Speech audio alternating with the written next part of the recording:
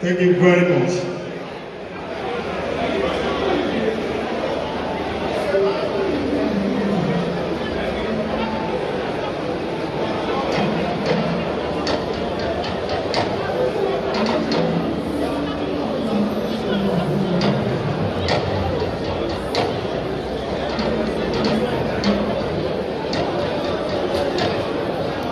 Yàtọ̀ sí ààbò Ọlọ́run tí ó dájú ní gbọ̀ngàn tí a wà yìí, ẹ jẹ́ kí a máa sọ fún wa pé àwọn ẹ̀ṣọ́ aláàbò tí orílẹ̀-èdè Nàìjíríà wà ní àárín wa.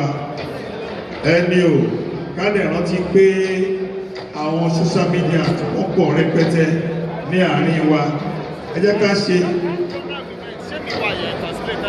káwùwà bí ọmọlúwàbí, káwùwà bí ọmọlúwàbí. Bí a bá ṣe ń bá wa sọ̀rọ̀, ẹ jọ̀ọ́ ẹ gbọ́ kí àwọn ushers wa lẹ́nu àti àwọn event planner wa. Bí a ṣe ń ṣe léyìí, Ọlọ́run á máa ràn wá lọ́wọ́. Thank you very much, distinguished guests, ladies and gentlemen.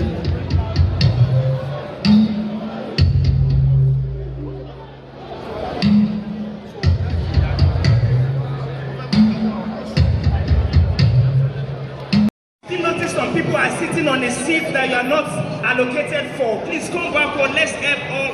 Let's get the seats correctly. Please.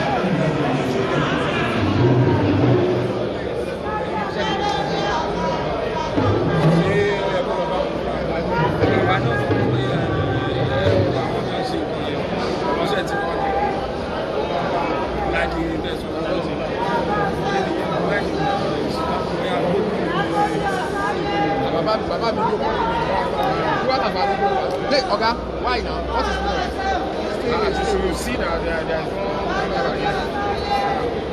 There are someone getting back. I like.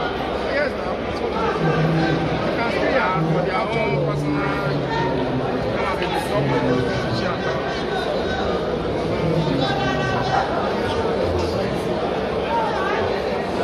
Two, check 1 2. Hey, hey, 1 2.